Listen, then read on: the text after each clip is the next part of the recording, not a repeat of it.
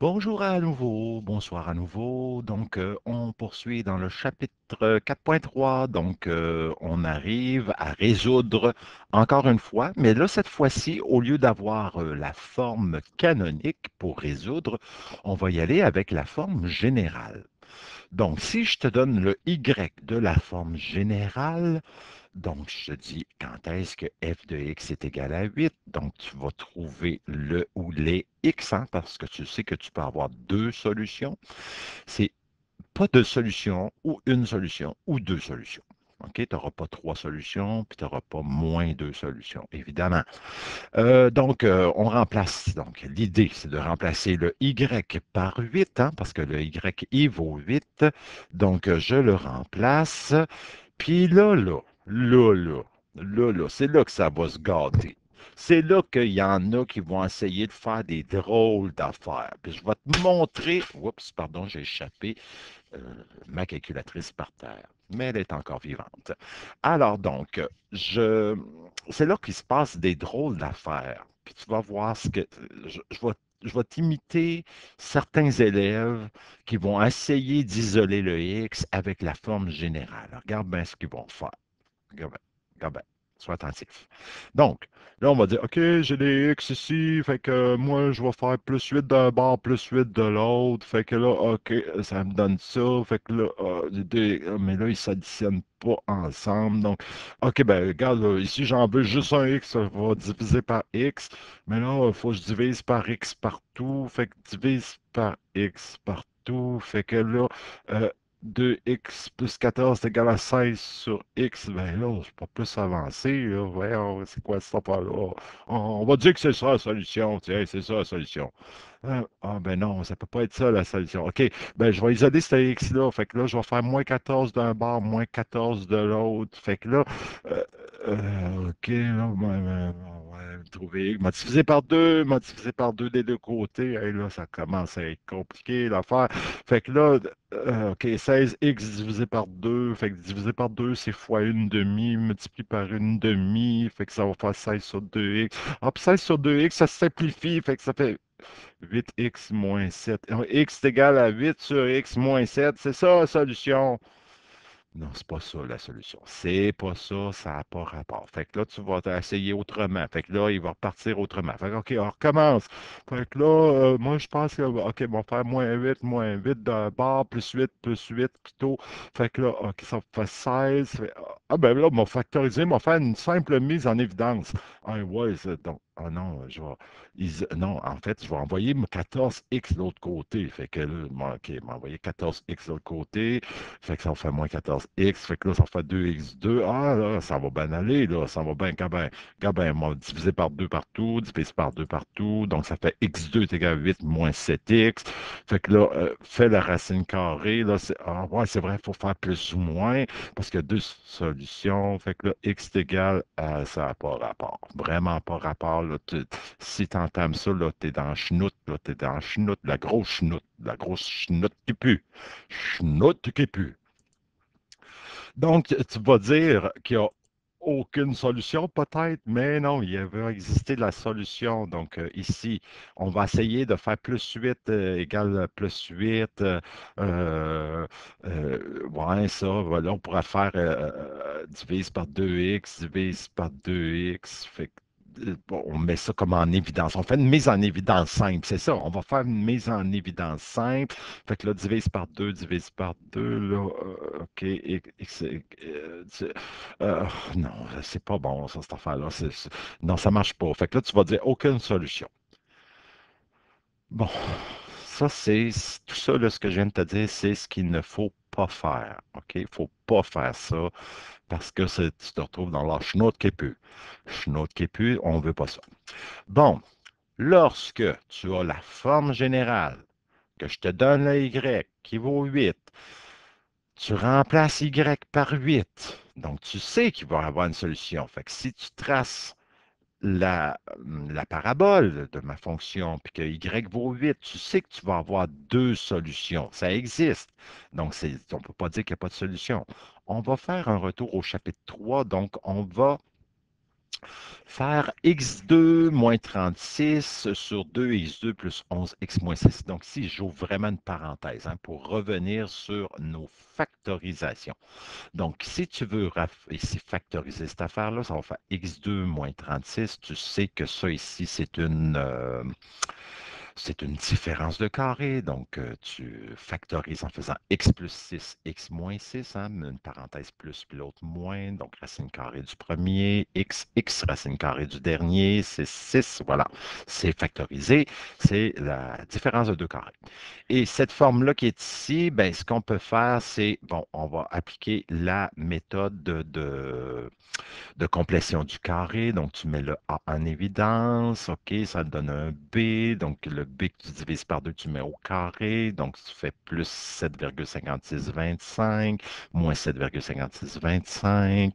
Fait que là, ça te fait une différence de carré. En fait, d'abord, un trinôme carré parfait. Après ça, on factorise. Là, ici, je passe un peu vite. Là, tu le vois, je passe un peu vite, mais ça, tu sais comment faire. Tu es rendu bon ou bonne. Donc, ça donne ça. Fait que finalement, mes deux facteurs, ça me donne ça. Puis là, ben, on simplifie, OK, on fait la restriction. Donc, il ne faut pas que le 2 soit égal à 0. Donc, tu prends ce facteur-là dans lequel tu as un x. Donc, tu vas dire x plus 6 n'est pas égal à 0. X n'est pas égal à moins 6. Hein? Donc, le plus 6 qui traverse. Puis l'autre ici, tu prends l'autre facteur. Donc, la restriction x n'est pas égal à 0,5. Fait que voilà, on a fait la restriction. Donc, si tu dois résoudre ici, tu sais que tu veux pas que ça soit différent de zéro, mais on va faire comme si c'était égal à zéro, dans le fond. OK? On laisse tomber la restriction. On laisse tomber la restriction, puis on se dit, mais si j'ai été capable de faire ça en disant que ce n'est pas égal à zéro, on va le faire comme si c'était égal à zéro. Donc, si c'est égal à zéro, tu factorises, ça donne ces deux facteurs-là, ben, tu vas dire, OK, ma première réponse, c'est quand x plus 6 est égal à zéro, donc x est égal à moins 6. Puis l'autre, c'est x moins 0,5 est égal à zéro, ben, x est égal à 0,5. Fait qu'on vient de trouver tes deux solutions. Donc, c'est un peu l'idée de la restriction. Mais quand est-ce qu'on peut résoudre un second degré? Oui, en fait, j'ai passé trop vite. Donc, ici, j'ai ma parabole. Donc, je voulais quand est-ce que c'est égal à zéro. Donc, y vaut zéro ici. Donc, on trouve nos deux solutions. On trouve nos deux zéros. Donc, on a moins 6, on a 0,5. Voilà, donc dans le graphique, c'est ce qu'on a trouvé. Donc, si on est capable de résoudre un trinôme, OK, quand il est égal à zéro, mais que je te donne le y qui n'est pas égal à zéro, ben, qu'est-ce qu'on va faire? Ben, qu'est-ce qu'on va faire? Ben, on va s'arranger pour que notre trinôme soit égal à zéro. Donc, au lieu d'essayer d'isoler le x à gauche, ce que je vais faire, c'est la première des choses, ça va être de rendre égal à zéro. Donc, tu devras toujours égaliser ton équation à zéro. Donc, quand tu pars de la forme générale, tu dois pour résoudre, égaler ton équation à zéro si le y est autre chose que zéro. Ça va? Donc, maintenant, allons-y. J'ai 2x2 plus 14x moins 8 qui est égal à 8. Donc, pour résoudre, je dois m'arranger pour que ça soit égal à zéro. Donc, tu vas faire moins 8 d'un bord pour que ça soit égal à zéro à droite. Mais si tu fais moins 8 de bord, tu vas faire moins 8 de l'autre. Et là, ça va faire 2x2 plus 14x moins 16 égale zéro. Fait que ça, imagine que ça, c'est un dénominateur. Fait que tu ferais la restriction pas égale à zéro. Mais nous, ce qu'on veut, c'est que ça soit égal à zéro. Parce que là, il n'est pas sous forme de dénominateur. C'est pour ça. Donc là, tu vas factoriser. Bon, tu vas factoriser avec la méthode que tu veux, produit-somme, mais moi, j'aime bien la méthode de complétion du carré. Donc, on va y aller, on va le factoriser de cette façon-là. Donc, 2x2 plus 14x moins 16, donc tu mets A en évidence. Donc, tu vas chercher le B, tu divises par 2, tu mets au carré, donc ça fait plus 12,25, que tu soustrais tout de suite pour ne pas changer ton trinôme. Ça fait donc dis-le, Eric, tu es capable de le dire.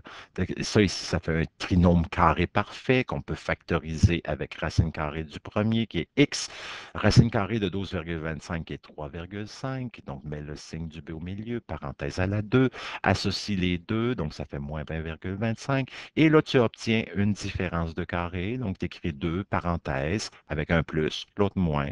Racine carrée du premier terme, x plus 3,5, x plus 3,5, racine carrée de 20,25 qui est 4,5, moins 4,5. Et là, tu fais du petit ménage là-dedans. Donc, on obtient 2 parenthèses, x plus 8 fois x moins 1. Donc, on le factorise de cette façon-là. Donc, ma feuille ici que j'avais, c'était comme mon brouillon pour factoriser. Donc, j'écris ma factorisation en bas. Puis là, je veux que ce soit égal à 0.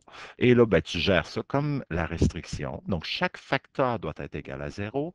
Donc, x plus 8 égale 0 et x moins 1, mon deuxième facteur, égale 0. Isole le x dans chaque cas. Donc, x égale moins 8 et x égale 1. Donc, voici, ce sont tes deux solutions. Donc, quand y vaut 8 dans ce trinôme-là de forme générale, c'est que ton x vaut moins 8 et x vaut 1. Puis évidemment, dépendamment du contexte dans lequel tu es, ça se peut que tu doives rejeter une de ces deux réponses-là.